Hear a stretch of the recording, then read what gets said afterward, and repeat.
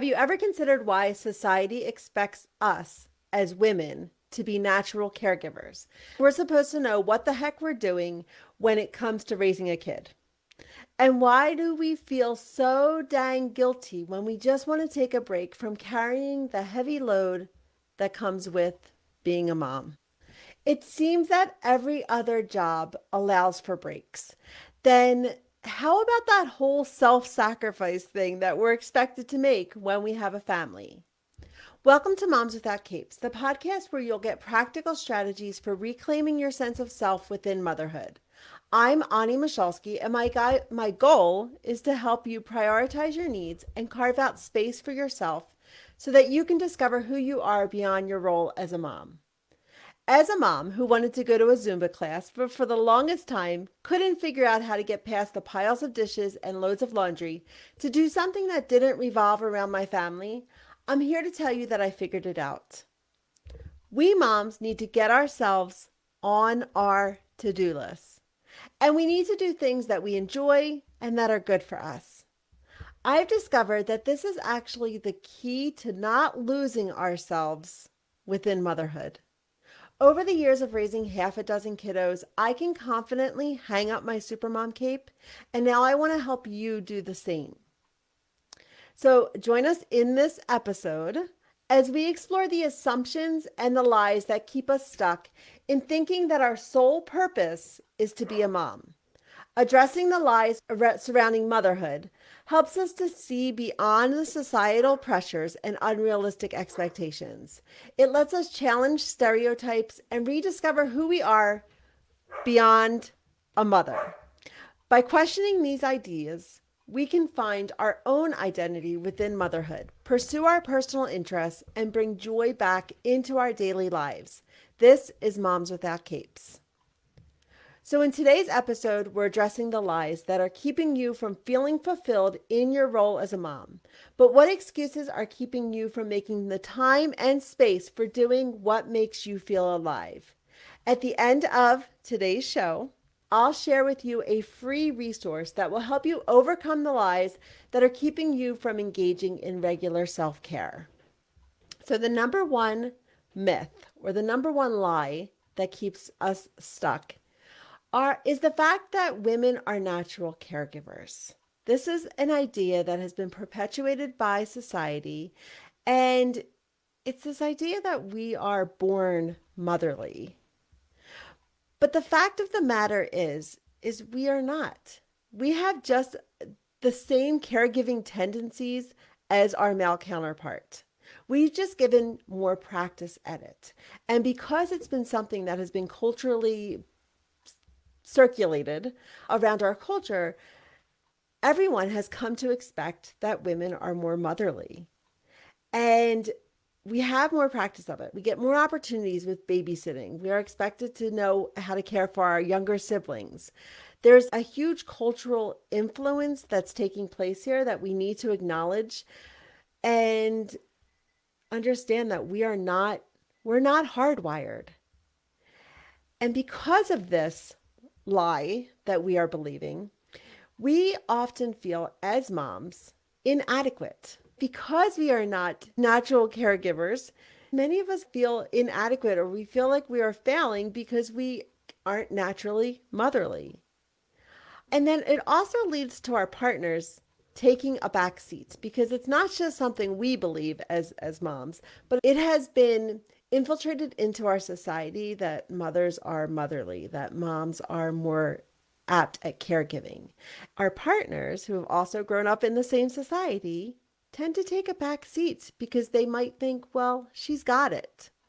They might look to us and just assume that we've got it because it is this myth that we are the naturals at this whole motherhood game. So the second lie that sucks the joy out of motherhood is this idea that we can't feel gratitude and frustration at the same time. This is something that I've started paying attention to when we share our frustrations. When we talk about just need a break. The mental load is so overwhelming and I just need a break. I need to step back. I start looking at what I need, which is something that I encourage all of you to do, is to start looking at what you need. But when you start doing that, it may bring up frustrations and it may bring up feelings of gratitude. And just because you feel frustrated doesn't mean that you can't feel gratitude in the same moment. We we're taught that we have no right to complain about our role or about the frustrations we're feeling around our kids. We're told other women can't have kids, or we shouldn't have had our kids, or all of these things that are not helpful. And it's also not acknowledging that idea that we can feel frustration, but we can also be thankful for our situation at the same time. When we go under that assumption that we can't feel these feelings simultaneously, it invalidates our feelings. It creates this internal struggle where it brings up some self doubts and it causes us to feel isolated because our feelings that we do share are not met with validation. And it can also perpetuate those feelings of failure because we're not feeling what we should be feeling. So the third myth is moms want to do it all.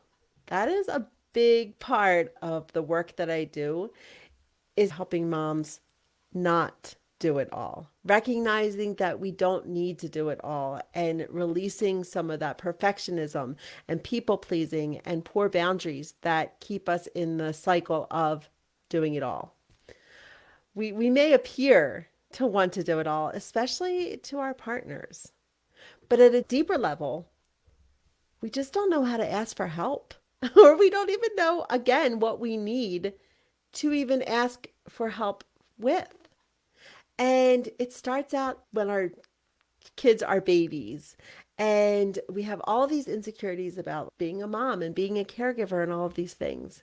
When there's so many things that we can't control, we kind of get stuck in this, what can I control? And this continues while we're raising our kids. This whole control thing can continue. And it's really stemming from those insecurities. And then we don't even know what we need assistance with or what we can hand off or what we can delegate. We end up carrying such a heavy mental load of all of these things that we think we need to do because we are wired to search for what we can control and grab onto those things. And we worry about things and we overthink and we do all of these things that are not serving us. And it just perpetuates this whole feelings of inadequacy. We might view asking for help or asking for assistance or even having a partner that wants to step up. I have the problem with the word help, but we have these people in our life, our support system, to ask for our needs. We get into our own heads and we stand in our own way from actually getting the help or getting what we need. We don't know what we need, and asking for it adds to the already heavy mental load. We end up becoming project managers, which is just another job where when our partners do want to help, every time I say that word help, I feel so cringy to use a word for my kids. Cringy. No, when we ask them to adult or have initiative. When they come to us and say, I'm willing to help. What do you need help with? What do you need me to do? And then we've got to catalog all of those tasks in our mind to come up with, what task do I think you can do? What task will there be time to do? All of the things that we're doing in our mind all of the time at any given moment, we end up just saying it's easier to do it myself than to have to go through the effort and the work of being that project manager. And it can be a threat to our identity, especially when our identity is so tightly tied to our role as a mom. To have somebody else do any of the tasks that are on our own to-do list it can threaten our identity. I know this was a big thing with me when my mother-in-law wanted to take the kids for the weekend. And because my identity was so tightly woven into my role as a mom, I struggled to even let those kids go. And I would have been really missing out. They would have been missing out on a wonderful experience if I didn't learn to make those shifts and start untangling my identity from that of my role as mom. The fourth lie that we often end up believing that's sucking the joy out of our experience as a mom is that we are bad moms for wanting a break. Think about it. This whole idealization of motherhood. Yes, it is one of the most significant layers of your life, but it is not the only layer of your life. It is a job. Let's face it, it is hard work. It is hard work being a mom, and it's 24/7. We are required to do doctor's hours without doctor's pay, often with no pay whatsoever, except for love. And we're supposed to just take that and be like, that's enough. But yet you look around at all of these other jobs, truck drivers, medical personnel, doctors, machine operators, like all of these really important, hardworking jobs, they all get a break. In fact, laws are actually created to require that they don't work more than 8 hours for this or 12 hours or whatever it is. There's laws in place to protect the safety of the worker, and those in her charge and those even around her, like truck drivers, for all of our safeties. And so there's actually laws in place for this. But as moms, I've heard so many times moms can't get sick. Heck yeah, we can. Heck yeah, we can. And if we don't intentionally slow down, God is going to slow us down. It's going to happen.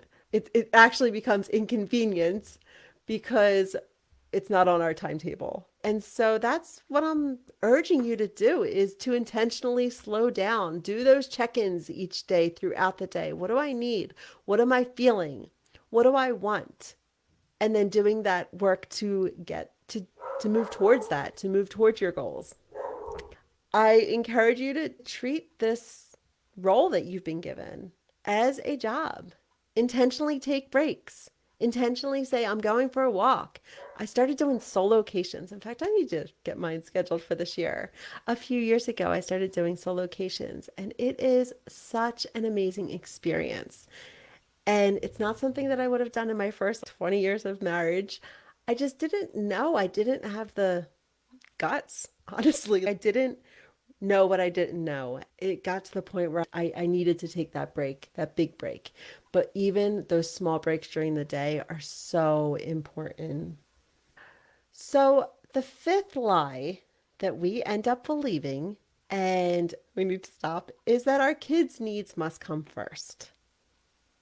When our kids are born, when we have babies, their life depends on us meeting their needs. Absolutely.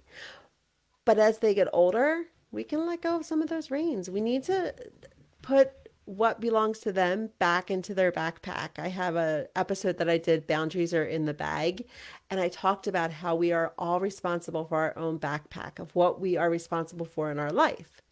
We're responsible for our health, our faith, our well-being, our happiness, our attitude, our decisions, our personality, our dreams, our desires, all of these things that we carry in our own backpack. Well, everybody else got their own backpack too. And often we end up putting everybody else's needs in our backpack, and we have no room for our own things.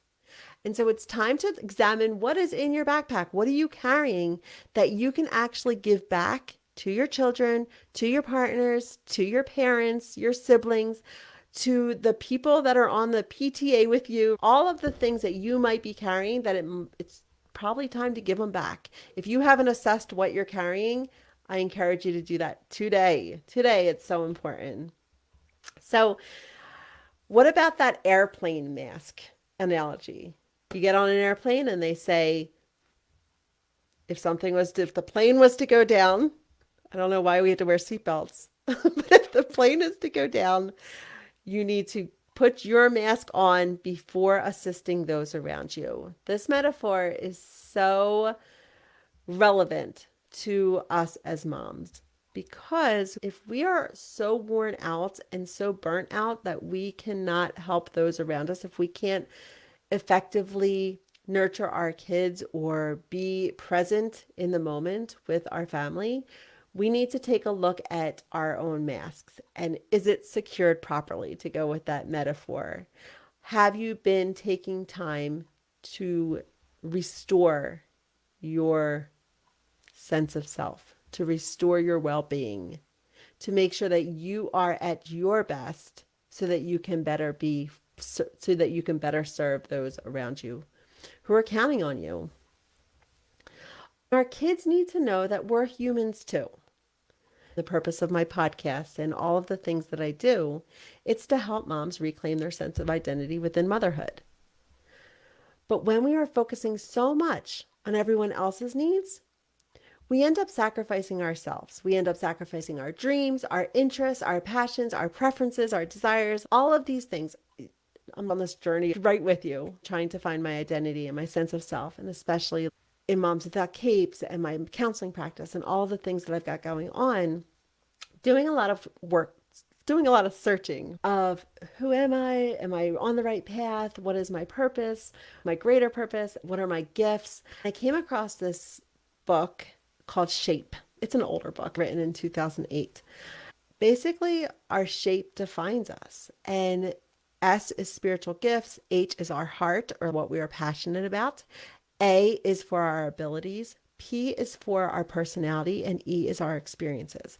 Those 5 things are unique to us. Like, that is what makes us unique. Somebody might have the spiritual gift of administration. That's actually what one of my gifts were. I did that chapter last night. But they're not going to have the same experiences as me. They're not going to have the same personality or the different abilities. That combination of those 5 things makes us unique.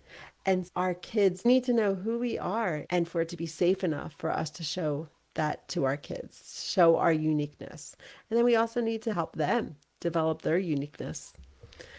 The final thing I want to say is that motherhood adds that really significant layer to our life, but it doesn't negate who we are at our core.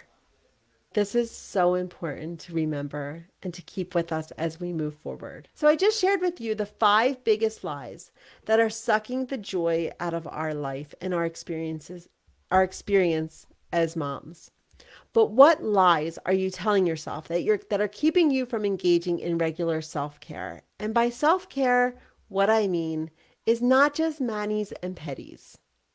I mean those restorative activities that you do to take care of your physical health, your mental health, your mind, like your intellectual, your soul. Those are the things that are going to leave us feeling recharged and refreshed and just revigorated to be able to give our best to the world. I developed a guide that walks you through some of the excuses you might be making. And in the guide, I dissect each one to reveal the truth. The truth will set you free. So go grab my free guide, Stop Making Excuses, and start taking care of yourself. I'm going to put the link in the show notes of today's episode. You learned from tuning in, these 5 lies are keeping you from experiencing joy in your life. But by challenging them, you can find your identity within motherhood. You can pursue your personal interests, and you can bring joy back into your daily life. You are 100% responsible for your own life and for creating the joy you want to feel. Stop living on autopilot. Slow down, check in with yourself, and please, above all, take care of yourself. Because you, my friend, are worth it.